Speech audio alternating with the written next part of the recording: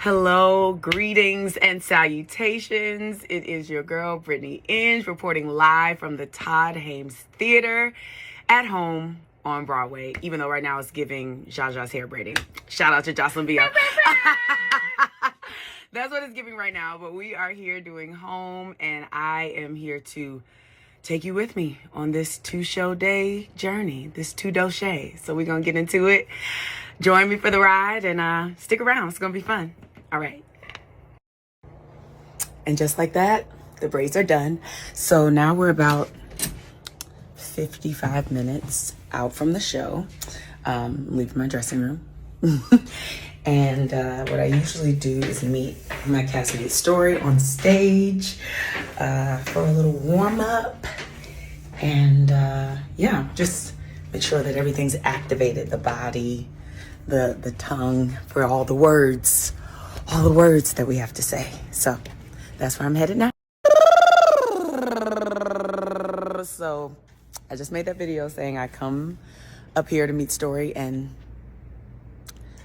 Stori's nowhere to be found. Stori's not here. But she'll be here, I suppose. Yeah, I like to lip trill and just warm my body up, do some stretches, and just get everything ready to do this show. One of what? Okay. Oh, great. Hi, Stori. The traffic was out of control. The traffic was out of control. Let's warm up.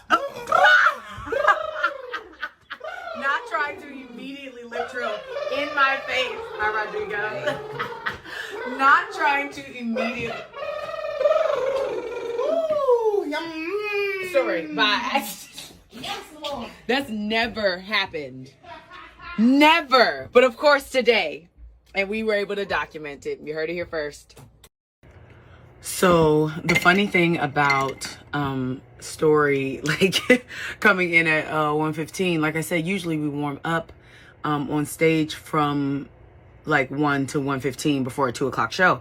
And then Stori has a call of 1:15, which is a little, 15 minutes earlier than half hour, just because like she has these beautiful sister locks and they need time to style them and like twist her mic into them. So her arriving at 1:15 is like her arriving like for her half hour.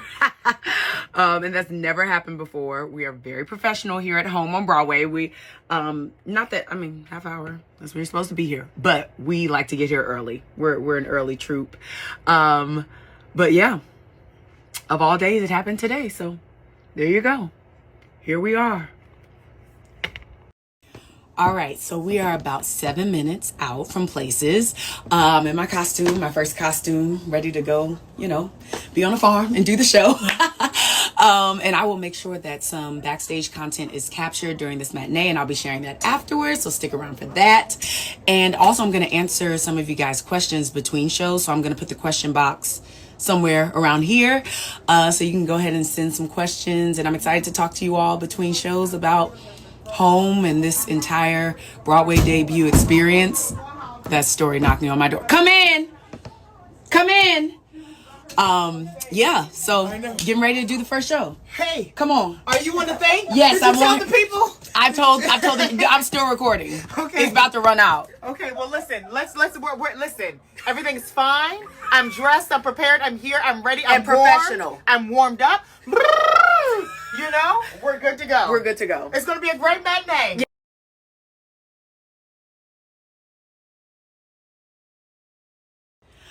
All right. One show down, one left to go.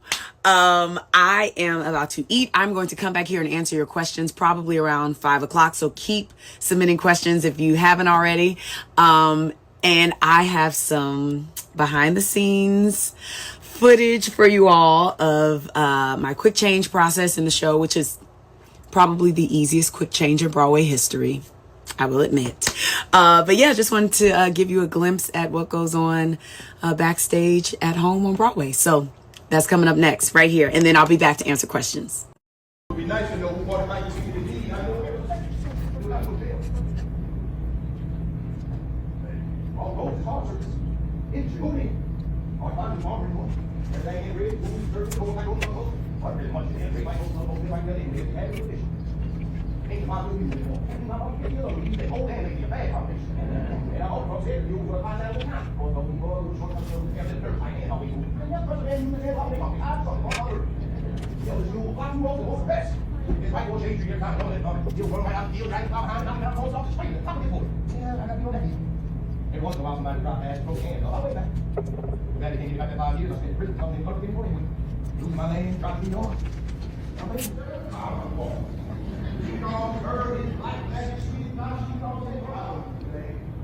Let's go pick some plums. Come on, we'll take them to the well and wash them off. Let's go pick some plums. Plums.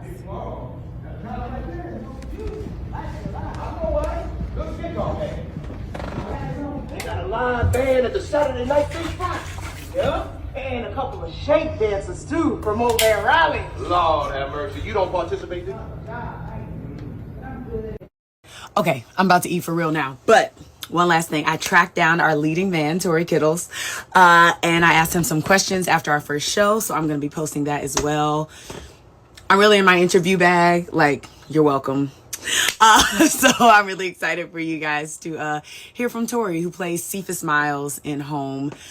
He is our main character. The show revolves around his journey and his quest for self and self-healing, and his quest for God, and feeling like he's maybe lost his way or lost his relationship with God, and then finding his way back home, not only to his physical home, his land, but also his home within himself and with God. So it's a really special story, and Tory brings Cephus to life in such a beautiful, beautiful way, and I'm excited for you guys to hear from him. So I'll be sharing that next.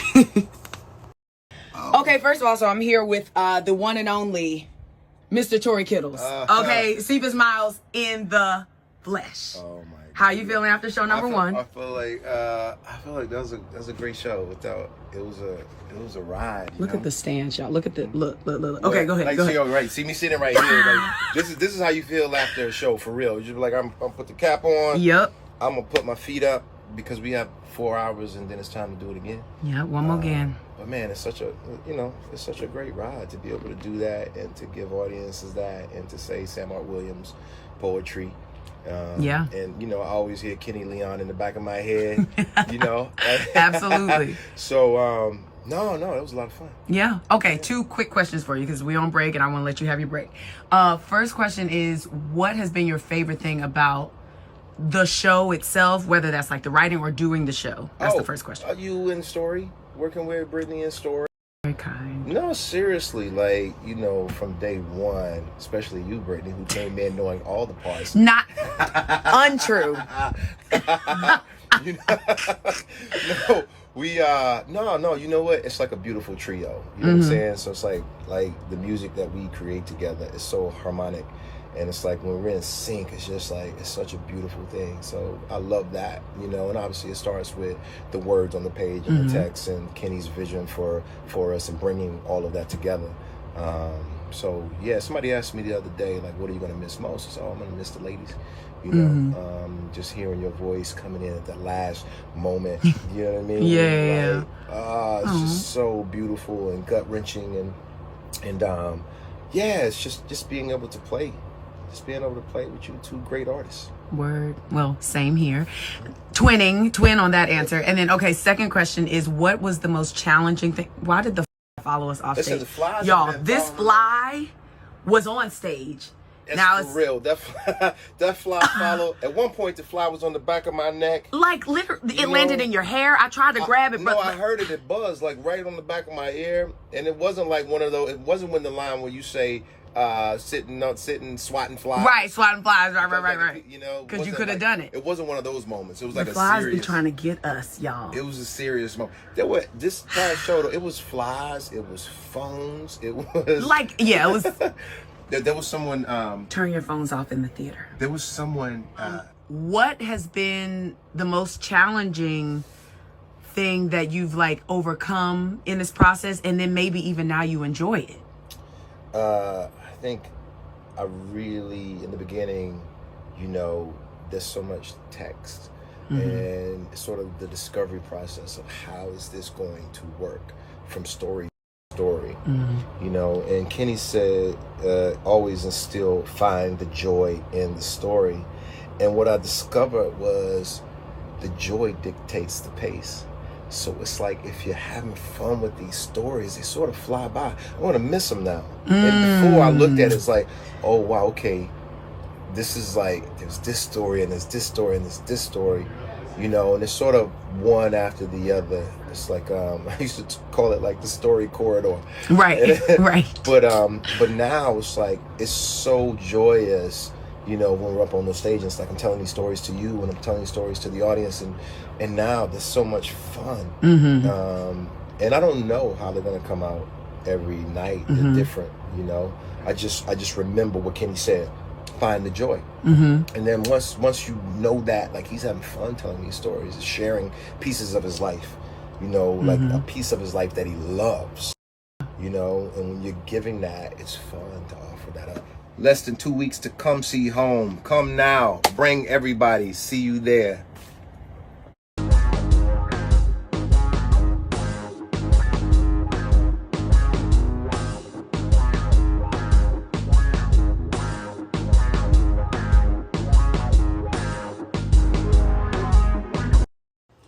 Okay, I'm here. I know I'm a little late, but I'm here.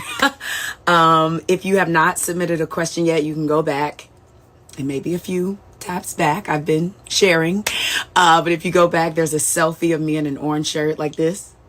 And that's where the question box is. So go submit your questions.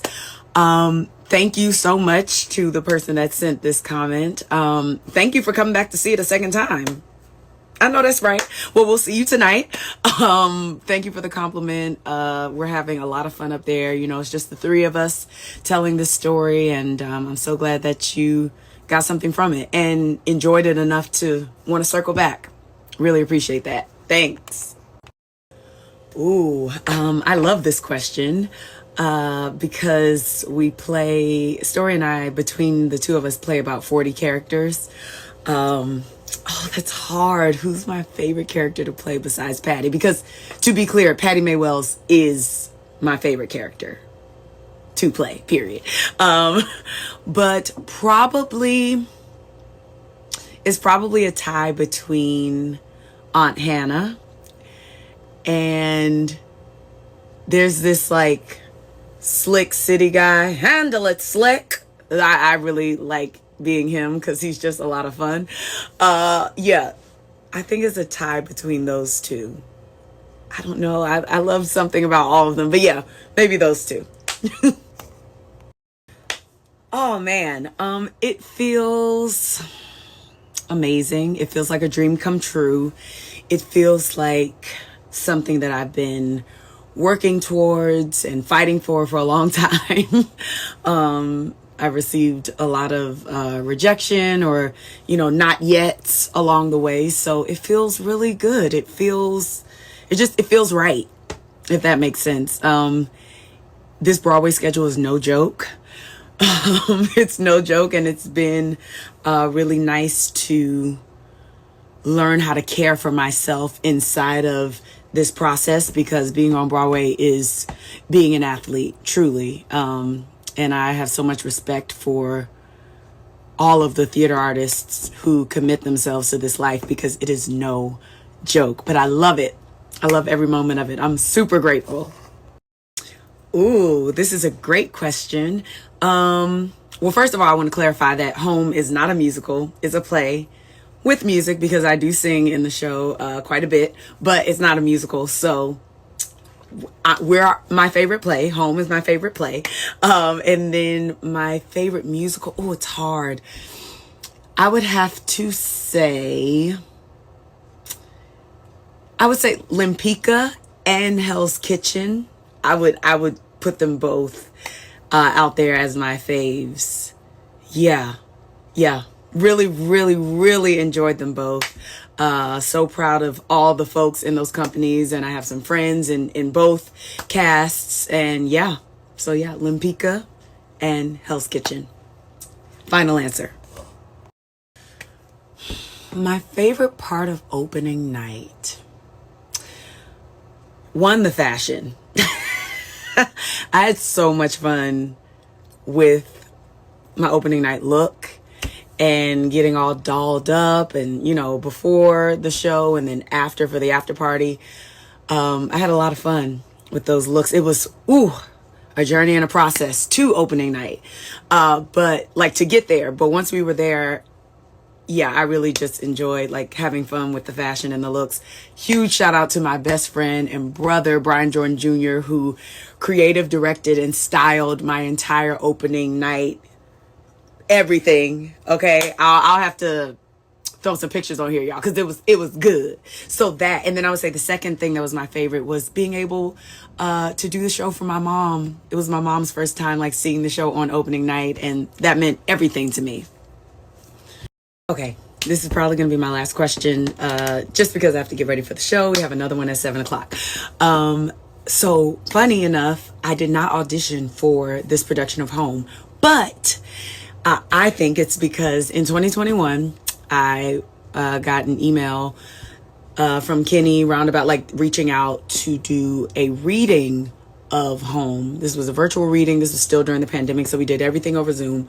We rehearsed over Zoom. We filmed it via Zoom, and it was for Roundabout's Refocus project, which is bringing like BIPOC playwrights' works to the forefront, things that have been like forgotten or, you know, fallen by the wayside just because of the writer's identity.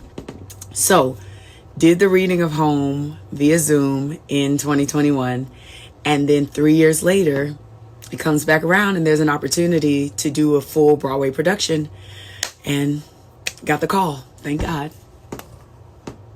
Right, it is 30 minutes and I am getting my wig and mic and everything put on by the lovely Tanika. Hello. I just filmed some ridiculous content with my girl Stori Ayers that I hope to be able to edit and get out to you as soon as possible. Hopefully before the show, but it might have to be after. Similar to the questions I asked Tory, but a lot more ridiculousness, because that's just what it is. But Tanika is putting my wig on for me. I'm sorry. And Tanika, I wanted to ask you, like, what's been your experience working on Home? Like, what have you enjoyed the most, or what's been like, oh, I gotta figure this out, just in terms of like your job with hair and wigs? Got you. So the reason I picked you guys is because I enjoyed everyone's spirit. I loved how much of a family it felt like on stage. Sorry, we're doing this live, so I had to. Okay, she's back. Yes. So to say, I love how much of a family you guys have created in the rehearsal space, and I knew I wanted to be a part of that. I was like, ooh, this is somewhere I would love to work at. Have you? One of the coolest things about it, I love watching you guys from backstage, because to see the transitions of you going into Dream Donator, she going into the Soldier, right, going into the Kid, like, it's just amazing to see the different transitions and to watch how everyone comes to life. That's been really special. I love that. Well, you're amazing at what you do. Y'all see this this Pattie Mae Wells Come on, Pattie Mae Wells. hair? Okay, you see this come on now, curl pattern. Okay. Stiff wear. Okay, you see it. Okay, and that is to the credit of Nakia Mathis and a one Tanika.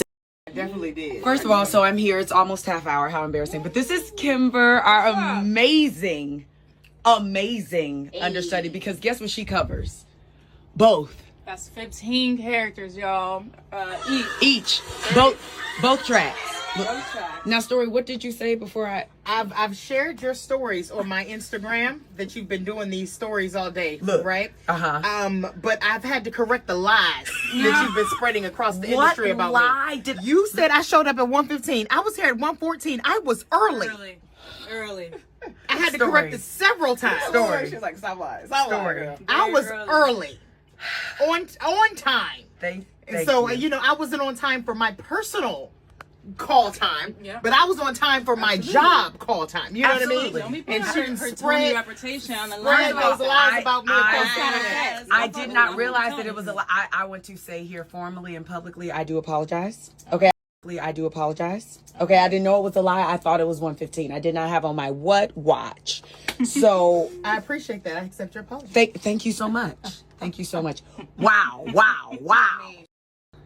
Okay, Stori, very quickly. Just 2 quick questions. The first question is, what has been your favorite part of our show, whether that's the writing or just something that you've enjoyed doing in particular? I don't like that question. I want another one. Okay. Stori, why are you being difficult today? I just want a different question. Is that too much? I just want a different question. Okay, my favorite part. Well, you know, okay, well, This girl is you know, my favorite. I will say this. I'm gonna say so. My favorite part.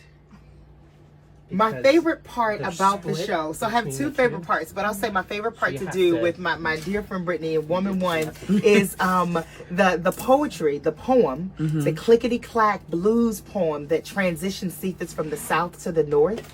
It was Kenny had said in rehearsal one day that there needs to be more music in the play. Find places where we can put in more music. And I remember reading the poem. It was a poem originally just assigned just to Woman Two, and then going to Brittany and being like, what if we, since we, you know, talk about music, what if we turned it into a song?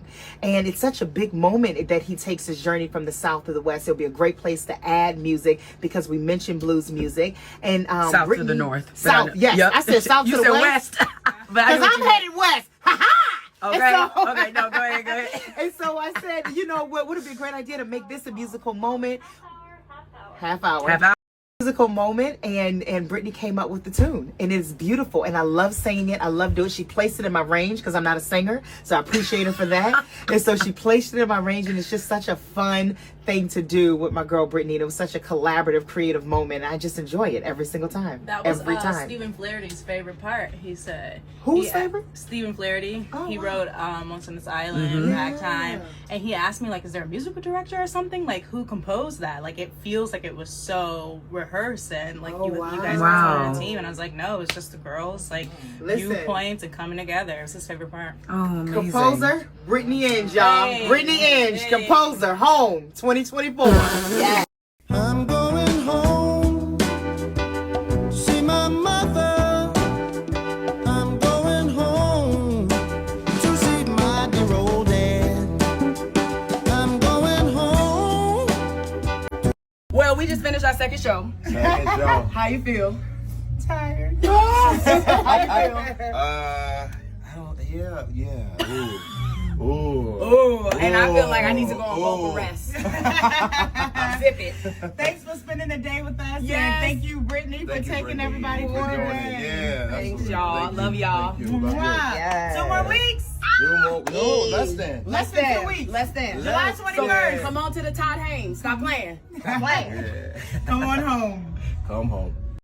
All right, y'all. That concludes my Tony's Instagram takeover. Thank you so much for joining me today. Thank you, Tony's, for having me. Thank you for all of your questions. I'm so sorry for the questions that I could not get to, but I appreciate you all, spending the day with me and seeing how we do it over here at home on Broadway. I appreciate you. Again, I'm Brittany Inge. Please go follow me if you haven't. I'll put it up here. And I'm signing off. Peace.